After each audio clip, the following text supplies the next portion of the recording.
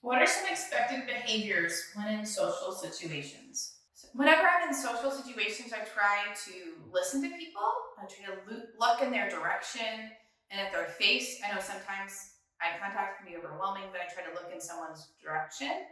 I'm gonna act like I'm listening. So I'm not talking. I may be responding to what they're saying. I'm asking follow up questions because I like it when people listen to me. So I want to listen to other people too. Politeness, being courteous, um, things like that, not being rude, listening, being an active participant. So, like, if something good's happening, everyone's going to be kind of like if you're at like the Blues game, people are going to be more cheering. And I feel like that, not so much.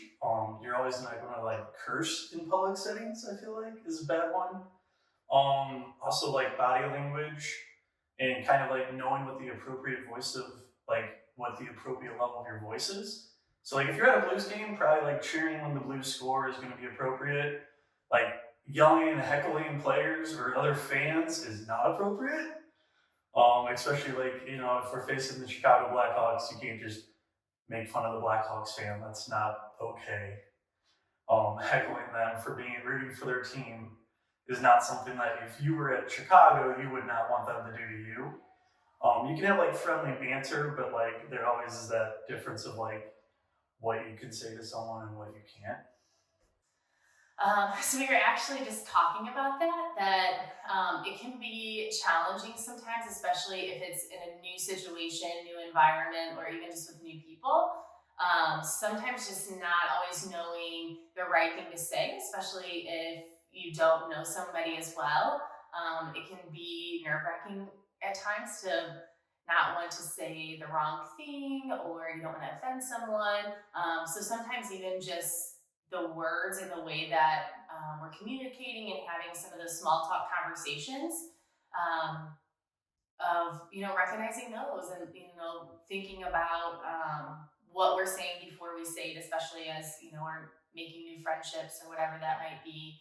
um, but even things about this is a funny conversation, but what do you do with your hands? Sometimes when you're in situations that it can seem that if you don't want to cross your hands because you can seem closed off, or all of those different nonverbal body language cues really go a long way.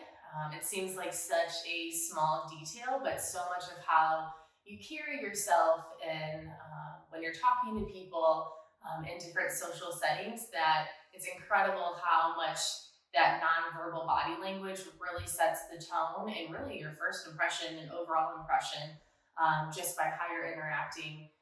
Because think about it, when you first meet someone, you can kind of, from their body language initially, gauge, are they friendly, are they open, do they seem kind, and how those impressions really make a lasting impression and how that can go a long way.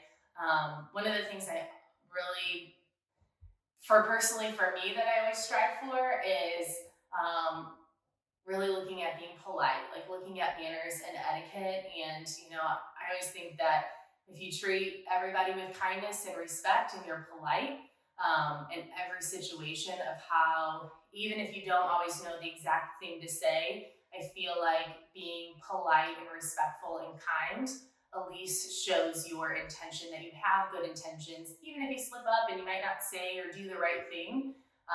Just by having those manners, being polite and respectful and kind, that regardless of everything else, it can really show the good intentions. Openness, and describing that would be listening, interacting, engaging.